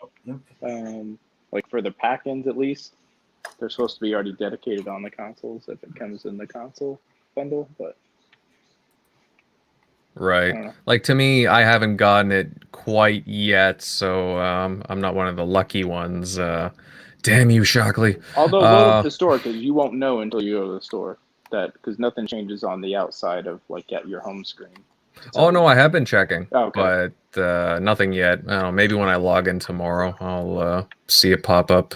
But I don't know. To me, so far it looks nice and clean cut. Like you said, there's a lot of nice little tweaks and additions there that make the view more enjoyable. Again, I hope it's a lot quicker, as everyone's alluding to, because right now with even on the Xbox One X that I have, I just find it kind of laggy at times, and while like it's not like it could be worse, at the same time it's like I do expect a better experience than what I'm getting, and this seems like a big improvement from what you're saying. Oh yeah. All right. It makes you want to buy stuff, like because it's so Buy much stuff. easier to use. Sometimes talk the about- PSN store, that's a plus about the PSN store, and I think Kid Smooth said it as well. It's like kind of makes you want to like, oh, let me just buy another thing. But yeah, I think it's just easier to use, so you just want to keep scrolling through it and look what else you want to get. The day they put a shopping cart on the store is the day my wallet started to cry. Oh my Yeah. God, just walking around freaking singing Throw It in the Bag on the Microsoft store. Right. Well, they got, especially with this sale that's going on right now, I don't know if you guys saw the Ultimate sale again, but there's a lot of games up at lower prices. Some games I wish they could have gone a little lower in my opinion, but still there's some really good sales. I know a lot of people have been sharing out Bulletstorm, for example. So it's like $5. So I must ask, there is one game I've been kind of circling around on. This whole Atlas game. I've heard it mentioned a lot of times, especially by Downer. Is this game anywhere worth it? Oh, I know which game you're talking about. It's like it's similar to Sea of Thieves in a lot Similar of to ways. Sea of Thieves, but I read reviews and like all the reviews say that the trailer is a blatant lie. Right. Well, to be honest, I'm not 100. Like, I don't know the game that well, but I've seen some cool trailers where I would trust. I would definitely trust Jeremy when it came to games like that. See, I picked up what was it? Doom, Saints Row the Third Remastered, and oh my God, How much was Doom? I'm actually shopping right now. it was $36 for the deluxe version. I wanted to get the DLC. I went on the internet and read about what some of the DLC was supposed to be. But my God, what was the other game? Actually, that's one game that I'm really looking forward to seeing the DLC for Doom Eternal, because been waiting on that. So yeah, when you read about the DLC, you're just like, oh my God, this actually sounds like it'd be pretty cool. Yeah. Oh, Resident Evil 3. Oh yeah. I still need to play that. do Wilmy I have gifted that? it to me. See, and then I picked up the DLC for Savage Planet, Hot Garbage, and then I also got the season pass for We Happy Few. Yeah, I was tempted to grab that too, because I actually really, despite its flaws, I actually really enjoyed We Happy Was that Few. a Games with Gold game? Because somehow I own We Happy Few, and I do not remember ever buying that. Unless, are you sure, or is it from Game Pass? It might be says the I game. own, no, well, when I check it, because you can still check it now when you hover over it. That's the other good thing. It also tells you the price. Whereas before, it wouldn't if it was like in Game Pass. It would just say install it. But yeah, it says I own it, which is weird because I swear there's no way I ever bought that because I've never played it. But no, I watched. I actually got the base game, and I checked out the DLC, and I figured, for $6 for literally 3 DLCs, I was like, you can't really go wrong. And I know I've heard enough good things about the game to know that I'm going to enjoy it. So I guess that's the kind of gamer I am. Right. Well, yeah, there's quite a few games on there that I'm tempted on grabbing, but I'm trying to work through my backlog right now, guys. Yeah. I've been playing the heck out of the Outer Worlds, because I was hyping up that game when it first launched back in this past October. I played it a bit, and then other games came out, and I just put it on the back burner. So I've been working on that one. Dude, that game I love, and I love the fact that they got DLC coming out for it now. I feel like, at least the way I played it, I feel like that game ended pretty quick for me. I didn't even realize that I was getting up on the end of the game. Right. Well, actually, it has a lot more content than what I thought it was, because there's a lot of variety of planets you got there, and I like the combat personally. So. Oh yeah, no, I totally loved, dude. I couldn't get enough of that game. I beat that game as soon as they released it. I love good RPGs, especially sci-fi ones. Yeah. Those Dead Space games are on sale too, in case no one ever got them from the Games with Gold. Man, someone was mentioning this about, oh wait, we're about to get ray tracing for pretty much all these games. Dead Space with that ray tracing upgrade. Whew, I can't wait for that. Ooh, man, that's I'm definitely You know gonna have to play for that. Actually, I've been wanting to find a good time to replay the Dead Space games, and I feel like Shockley just answered that question for me. It's $3 for Dead Space digital, and then Dude, I own them all. oh, digitally. yeah. I totally missed when they gave them all 3 of them away. I was like, shit. Oh wow. Yeah, I was there. I definitely grabbed them as quickly as I could. So I just grabbed them. I mean, those games from are the store for like pennies. Even Used game. like the Battlefield games too, they're really cheap there. I think I saw them for like $10 or something. I'm tempted Bad to Company, it's like I think $5. I think Yeah. pretty cheap. See, a while back I picked up a Battlefield Hardline, and I guess its major shortcoming was the multiplayer. They said actually the story was actually fairly decent, and for $10 for the Ultimate Edition, I was like, can't go wrong with a $10 game. I feel No. like they gave that one away too. And it's like all it's basically all the Ultimate Editions too, right? So they're packed full of like all the added DLC and extras and content. I'm coming out of nowhere with this. You know what annoys me sometimes with games when you're shopping? When you kind of remember, you're not sure if you own the game or not, but then you realize you do, but then they're not telling you. Like I'm going through the store right now, and I'm having an issue with like. You won't have this issue with that. Yeah. Or the other issue to tag on to what you're saying, Megatron, is look at Shadow of War. There's the base model of Shadow of War, and you can buy the season pass, or you can buy the Ultimate Edition, and they are actually 2 separate things. So even though you have everything, it will show up as you don't own the Ultimate Edition, even though you literally have everything that the Ultimate Edition can offer you. So I have also seen mistakes where people unintentionally buy something that they already had. It was just bought in a different manner. See, and that's why the request for a refund is amazing. I just did that the other day because I was like, let me get Forza Horizon 3 before it gets delisted, and I got that in its expansion. But then I saw that bundle with it comes with everything for both, because I know Forza Horizon 4 is going to eventually get delisted too, based off the history. And I usually send in a request, I think Friday night, and they refunded them by like Saturday morning. So, and I got my money already back. Nice. So, and you don't have to talk to anybody. You just go to request a you refund, click you click on it, submit it, done. 48 hours or 24 hours, I got my money back. And that's what Nice. that's another thing people understand on how easygoing Microsoft is when it comes to being consumer friendly in a lot of ways. I totally love the fact that they made that literally you sign into your account on Microsoft.com and you go into order history and it will let you know if you can actually, if that item still classifies for a refund. And yeah, you just click refund me and it's exactly how Shockley described. Well, definitely something to look into. Can't wait till I get that update now. You guys have, this is one of the first times I'm actually excited for one of these updates. All right. I'm just wanting to get some like being able to move through that thing fluidly and not get hung up. Like how many, like, have you guys been there? Like, have you crashed the store at least? Yeah, once in a while. It's just it doesn't really crash. It just, my whole thing is like sometimes it gets stuck and then like after a little while then it starts moving fast again and it just like, I don't know, it just lags. That's what I'm saying. It lags. I've had it to where the store physically crashes and I go back to the home screen and you click on store and the little logo pops up as if the whole store was just closed. Right.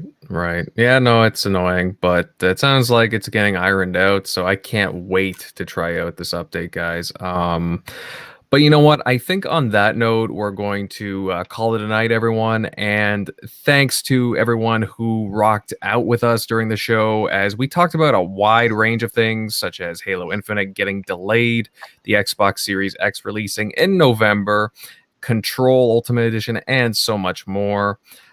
I know I said this at the beginning of the show, but I'll mention it again. Don't forget to share out the show and subscribe if you haven't already. We're trying to grow and we're very close to hitting a channel subscriber milestone of 1,000. It would mean the world to us. So again, we really appreciate all the support you've given us. Now let's get to some of the intros. And you know what? I'll start with you, Centurion. Where can everybody follow you at? Well, as always, you guys can find me on YouTube, Twitter, and Xbox Live at Centurion1307. You can also find me on the Shop Podcast every Saturday night, and you can also find me kicking it right here every Sunday night with these amazing gentlemen right here on the TXR Podcast. And thank you once again, Invader, for another amazing show. Of course. Well, hey, thank you all for being here. Obviously, every one of the panel members is pretty awesome like that. Dude, Megatron called me the other day at work, and it really made my day. Not to sound weird, but I mean, like, most of the time, you're just like, oh, these guys, you never really get to interact with each other as much as we should. And he called me up at work. I was like, man, I'm going to take 5 minutes and just kick it with Megatron for a second. Yeah, that was an awesome conversation, man. I'm old school, man. I like just calling people. You know, that's like a lost art nowadays. You know, most people just like sending people texts. I like to call people. How you doing? Right? Definitely more of a connection. Yeah, definitely. You got that right. And speaking of Megatron, how you doing, bud? No, where can everybody find you at? As always, man, you know, feel free to hit me up at any time you want on Twitter, Megatron_1975. You can talk about anything and everything, including gaming, because it's all about games. Also, you can hit me up. My gamer tag is Megatron1, and we can play some games. And I'm trying to get into this Twitch streaming. So that is Megatron11975S. So feel free to follow me there, and you can kind of watch me die over and over again, get frustrated. But yeah, man, thanks to everybody that came through, and it's always a pleasure doing the show with you guys. Always, definitely. And of course, I'll round this out with Shockley, Eric Shockley. Great show, my man. Where can everybody follow you at? Yeah, you can find me at Shock Nero on Twitter, Easy Shock on Xbox Live, PSN. So yeah, had a great, definitely great show today, and thanks for stopping by. Very good, very good. Tim had to drop out a bit early because of work, but you guys know where to find him. Put his details down below in the description and the video. And I'm Invader. You can find me on my YouTube channel, Invader Gaming. I'm currently working on a Destroy All Humans review. I'm hoping to get it out sometime in the coming week. And you can find me on Twitter at Invader_1886. Guys, it's been a great show, and we cannot wait to see you next week.